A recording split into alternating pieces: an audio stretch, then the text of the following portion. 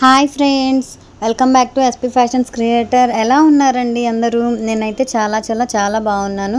మీరందరూ కూడా బాగుండాలని మనస్ఫూర్తిగా కోరుకుంటున్నాను. ఇంకా మన ఛానల్లో వీడియోస్ లేట్ అవుతున్నాయి అని అయితే నన్ను మర్చిపోకండి, మన ఛానల్ని అస్సలు మర్చిపోకండి. ఇంకా వీడియోస్ ఎందుకు లేట్ అవుతున్నాయి ఈ 10 డేస్ నుంచి అంటే, ఈ 10 డేస్ నుండి కూడా మా ఇంట్లో ఒకరి తర్వాత ఒకరికి ఫీవర్, కోల్డ్, కాఫ్, పిల్లలకి కానీ మాకు కానీ ఇంకా వాళ్ళని మేనేజ్ చేసుకుంటూ వీడియోస్ తీయడం అంటే నాకు చాలా కష్టం అబ్బా.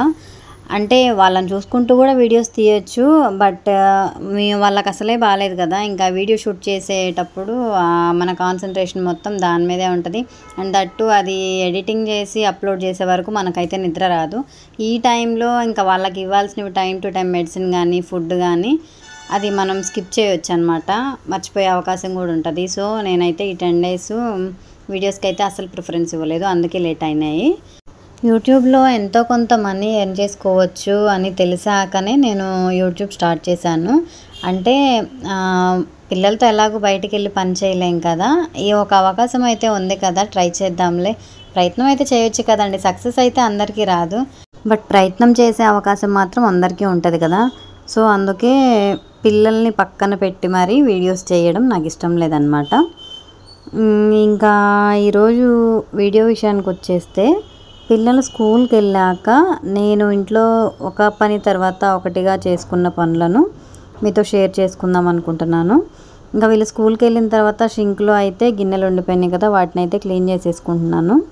పనులన్నిటిలోకెల్లా నేను కొంచెం భయపడే పని అయితే ఈ గిన్నెలు కడగడమే అండి. ఒక్క పూటైనా కానీ నేను నెగ్లెక్ట్ చేశానంటే మా షింక్ నిండిపోయి స్టవ్ వరకు వచ్చేస్తాయి అన్నమాట. పిల్లలతో అట్లా ఉంటుంది, మరి మామూలుగా ఉండదు. ఇంకా నేను ఎప్పుడైనా హెడ్ఏక్ అని పడుకున్నానంటే మా పెద్ద పాప వచ్చి ఆ షింక్ దగ్గర స్టూల్ వేసి, నువ్వు రెస్ట్ తీసుకో మమ్మీ, నేను కడిగేస్తాను గిన్నెలన్నీ, నువ్వు లేవకు అని చెప్పి నా తలకు ఒక తడిగుడ్డ తడిపి పెట్టి మరీ క్లీన్ చేస్తానంటది. బట్ నేనైతే అస్సలు ఊరుకోను. వద్దులేమ్మా వెళ్ళు, చేసే టైం చాలా ఉందిలే అని చెప్తాను. ఇప్పుడైతే చేస్తామంటారు, చేయాల్సిన టైంలో మాత్రం హ్యాండ్ ఇచ్చేస్తారు చక్కగా. ఎందుకంటే మనం ఎక్కువ వచ్చిన మెట్లే కాబట్టి అనుభవంతో చెప్తున్నాను అనమాట. అలా అని పిల్లల్ని గారాబం చేస్తున్నానని చెప్పి అనుకోకండి. వాళ్ళ వయసుకి 7 ఇయర్స్కి గిన్నెలు ఏం అడుగుతారు చెప్పండి. బెడ్ సర్దడం, చీపురుతో కొంచెం ఆ 2 రూమ్స్ క్లీన్ చేయడం, బట్టలు మడతేయడం, చిన్న పనులు చేస్తారండి. వాటర్ ఫిల్ చేయడం అలాంటివి. ఎప్పుడైనా బెడ్లు అవి కూడా తడి క్లాత్తో తుడిచేస్తారనమాట, ఫోటో ఫ్రేమ్స్ కానీ అలాగా. వాళ్ళ ఏజ్కి అవి సరిపోతాయి, 7 ఇయర్స్కి అంతకుమించి చేయలేరు కదా.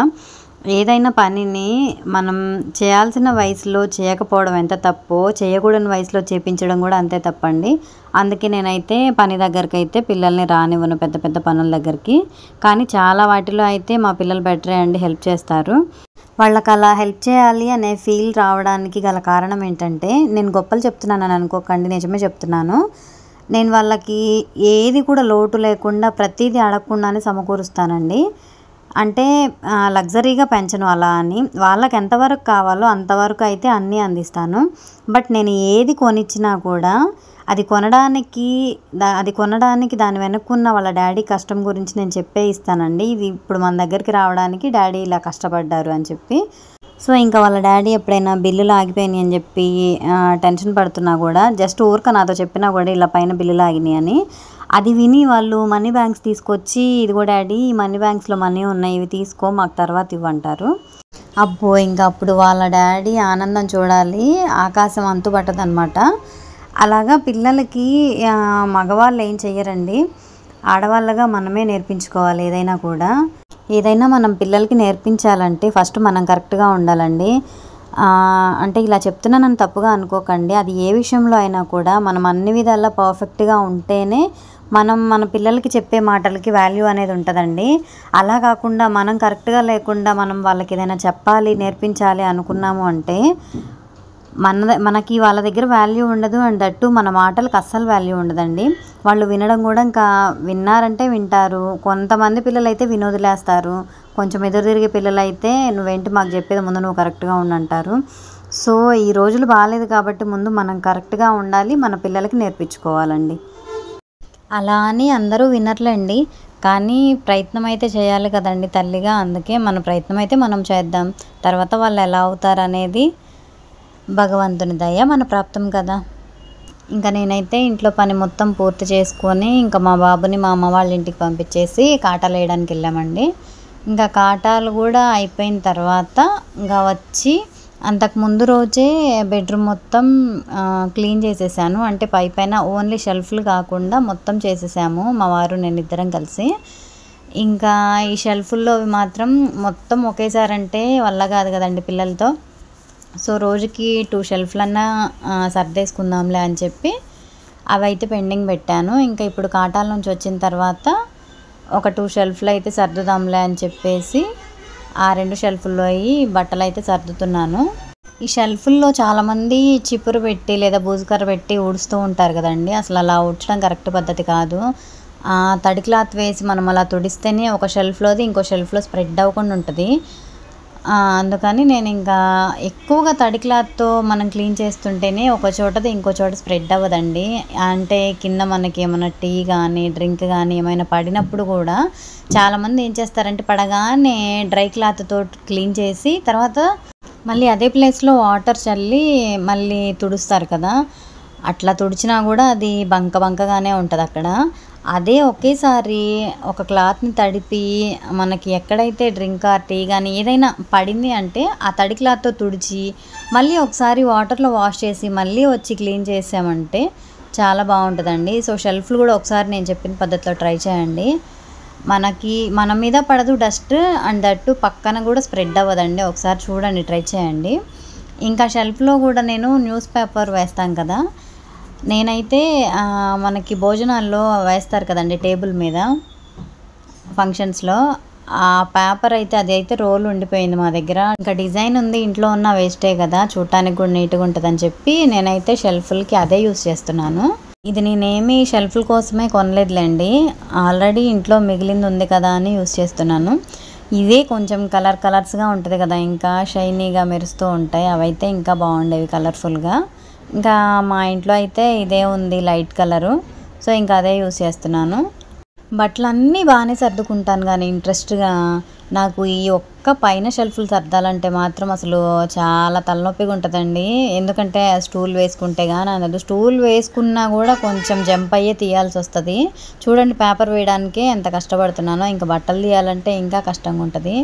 అక్కడ ఇంకేమైనా వాడనివి పెడదాం అనుకుంటాను కానీ ఇంకా వాడనివి పెట్టే అంత అవకాశం కూడా ఉండదన్నమాట. బట్టలే సరిపోతున్నాయి మొత్తం. అందుకే ఇంకా పిల్లలు అయితే మాటికి తీయాల్సి వస్తుంది అని చెప్పి అక్కడ నావే పెట్టుకుంటాను పై షెల్ఫ్లో. కానీ అందుకే అంత హైట్లో ఉన్న షెల్ఫ్లు మాత్రం అవి తీసి అందక పెట్టి అందక లాగడం వల్ల ఒక 2 డేస్లోనే మళ్ళీ చిందరవందర అయిపోతాయండి. కింద షెల్ఫ్లు మాత్రం నీట్గానే ఉంటాయి, అవి మనకు అందుబాటులో ఉంటాయి, నీట్గా పెట్టుకుంటాం కాబట్టి. నాలా మీరు ఎంతమంది ఇబ్బంది పడుతున్నారు కామెంట్ చేసేయండి. ఇంకా మన ఆడవాళ్ళ పాకెట్ మనీకి సీక్రెట్ ప్లేస్ ఏంటండి? బట్టల షెల్ఫ్లు లేదా కిచెన్లో అయితే పోపుల డబ్బాలు కదా. నేను కూడా అలానే పెట్టేస్తాను. అమ్మో ఎన్ని డబ్బులు దాచిపెట్టిందో అనుకోకండి, అందులో ఏముండవు అనమాట. ఎప్పుడైనా బయటికి వెళ్ళినప్పుడు అది తీసుకొచ్చి బ్యాగ్ హడావిడిగా ఆ బట్టల షెల్ఫ్లో అట్లా పెట్టేస్తాను అనమాట. అప్పటికే మన పర్స్ ఖాళీ అయిపోతుంది కదా. ఇంకా చున్నీస్ మడతేయాలంటే మాత్రం చాలానే కష్టంగా ఉంటుంది. మడతేయడానికి బాగానే ఉంటుందిలే కానీ అవి తీసేటప్పుడు మాత్రం చాలా పల్చగా ఉంటాయి కాబట్టి ఒకటి తీస్తుంటే 10 పడిపోతుంటాయి అనమాట. అసలు ఖరాబ్ అయ్యేది మొత్తం అక్కడే అనమాట. మెయిన్ నా చున్నీలు ఖరాబ్ అవ్వడానికి కారణం అయితే మా చిన్న పాప అండి. దానికి చున్నీలు అంటే ఎంత ఇష్టమో, చున్నీ కనబడడమే లేట్, ఇంకా దాంతో ఒక శారీ కట్టేస్తుంది అనమాట. ఏదైనా మన దగ్గరికి రానంత వరకు ఎగ్జైట్మెంట్గానే ఉంటాము, వచ్చాక మాత్రం చాలా కేర్లెస్గా ఉంటాం కదండి. నేను ఏదో చెప్తున్నాను అనుకోకండి, చున్నీల విషయమేనండి బాబు నేను చెప్తుంది. చున్నీలు వేసుకోవాల్సిన టైంలోనేమో వేసుకోవాల్సిన వాళ్ళు వేసుకోరు, కానీ చిన్నపిల్లలకు మాత్రం చాలా చిన్న వయసులో ఉన్నప్పుడు చాలా క్యూరియాసిటీగా ఉంటుందండి. నాకు మోటివేషనల్గా మాట్లాడడం అన్నా, ఎదుటివారిని ఇన్స్పైర్ చేయడం అన్నా కూడా ఇంట్రెస్ట్ ఎక్కువ అనమాట. అందుకే వీడియోస్లో ఏదేదో మాట్లాడుతూ ఉంటాను. నా మాటలకి మీరు ఎవరైనా ఫీల్ అవుతున్నారా అండి? నేనైతే నాకు తెలిసినంత వరకు మంచి మాటలు చెప్పడానికి ప్రయత్నిస్తున్నాను. ఇన్ కేస్ ఎవరికైనా కొంచెం నా మాటలకి ఏమైనా ఫీల్ అయి ఉన్నట్లయితే కామెంట్ సెక్షన్లో కామెంట్ చేసేయండి. నేను ఏమైనా తప్పుగా మాట్లాడితే మీరు కామెంట్లో చెప్పడం వల్ల నా తప్పు ఏమైనా ఉంటే దాన్ని రెక్టిఫై చేసుకోవడానికి నాకు అవకాశం ఉంటుంది అనమాట. అందుకే ఏమైనా హర్ట్ అయి ఉంటే కొంచెం కామెంట్ చేసేయండి, లేదు ఓకే అంటే ఓకే డన్ అని పెట్టండి. ఇంకా బట్టలు సర్దడం అయితే అయిపోయిందండి. చూడండి ఎంత పీస్ఫుల్గా ఉందో చూడటానికి. అంతా 2 డేసేనండి. అదిగో తర్వాత కనపడుతున్నాడు కదా మా చిచ్చర పిడుగు. సర్దుకో మమ్మీ సర్దుకో, అవెంతసేపు ఉంటాయి, నేనున్నాను కదా నీకు స్పాయిల్ చేయడానికి అని చెప్పి రెడీగా ఉన్నాడనమాట. ఇంకా ట్రైపాడ్ చూసి నీకేం పని లేదా వీడియోస్ చేయడానికి అన్నట్లుగా చూడండి హ్యాండ్ ఎలా చూపిస్తున్నాడు. వాడి భాష అయితే నాకు అస్సలు అర్థం కాదు. అంటారు కదా వాళ్ళ అమ్మకే అర్థమవుతుంది, పిల్లల భాష తల్లికే అర్థమవుతుందని. బట్ నాకైతే మా ఓల్డ్ లాంగ్వేజ్ అస్సలు అర్థం కాదండి. వాడికి మాటలు ఎప్పుడు వస్తాయా అని ఎదురు చూస్తున్నాను అనమాట. అమ్మ నాన్న మాత్రం స్పష్టంగా వస్తున్నాయి. ఇంకా మేము ఏదన్నా ఫంక్షన్స్కి బయటికి వెళ్ళినప్పుడు అయితే చాలామంది రిలేటివ్స్లో అడిగారండి నన్ను, మీ వాడేంటి బాహుబలి లాంగ్వేజ్ మాట్లాడుతున్నాడు అని. చెప్పుకోవడానికి అయితే చాలా ఫన్నీగా ఉంది. బట్ వాడికి మాటలు వస్తున్నాయి అనమాట. ప్రీ డెలివరీ బాయ్ అని నేను కొంచెం భయపడ్డాను, ఏంటి ఇంకా మాట్లాడట్లేదని. కానీ ఇప్పుడిప్పుడే స్టార్ట్ అవుతున్నాయి. ఇంకా కటన్స్ అయితే మార్చేసానండి, పాతవి తీసేసి ఇంకోటి వేసాను. ఈ కటన్స్ మాత్రం కొన్న వాటికంటే స్టిచ్చింగ్ చేసినవే బాగున్నట్టు అనిపిస్తున్నాయి నాకు. ఎందుకంటే చూడండి కొన్నవి ఎలా ఉన్నాయి, ఆ రింగ్స్ అన్నీ ఊడిపోతున్నాయి. బట్ స్టిచ్చింగ్ చేసినవి అయితే అసలు ఆ ప్రాబ్లం ఏం రాదనమాట. అవి నేనే స్టిచ్చింగ్ చేసుకున్నాను క్లాత్ తీసుకొని వచ్చి. ఇంకా కొన్నవైనా స్టిచ్చింగ్ చేసినవైనా ఏవైనా కూడా రూమ్ మొత్తం ఒకటే కలర్ ఉండాలని చెప్పి నాకు అట్లా ఇష్టము. సో అలానే డిజైన్ చేసుకున్నాను.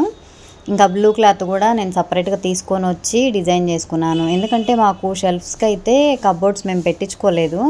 ఇంకా చూడడానికి అయితే బాగుంటుందిలే అని చెప్పి అలా ఫ్రిల్స్ పెట్టి వేరే క్లాత్తో అలా అయితే డిజైన్ చేసుకున్నాను అనమాట. అన్నట్లు మర్చిపోయానబ్బా, మా పాపకి మొన్న జరిగిన FA2 ఎగ్జామ్స్లో సెకండ్ ప్రైజ్ ఇచ్చారు, సిల్వర్ ట్రోఫీ. తనకి సిల్వర్ నచ్చలేదంటే గోల్డ్ కావాలి, ఫస్ట్ ప్రైజ్ తెచ్చుకుంటానంది. ఓకే ఇదైతే లాంగ్ వీడియోలో పెడతాను, అయితే నెక్స్ట్ టైం ఫస్ట్ ప్రైజ్ వచ్చినప్పుడు షార్ట్ వీడియో పోస్ట్ చేస్తానని చెప్పాను. ఓకే మమ్మీ డన్ అని బెట్ కట్టింది. చూద్దాం వస్తుందో రాదో. వీడియో నచ్చితే లైక్ చేయండి ఫ్రెండ్స్. మీరు ఇచ్చే ఒక లైక్ వల్ల ఇంకొంతమందికి షేర్ అవుతుంది, నాకు కూడా ఎంతో మోటివేషనల్గా ఉంటుంది. మరో వీడియోలో మళ్ళీ కలుసుకుందాం.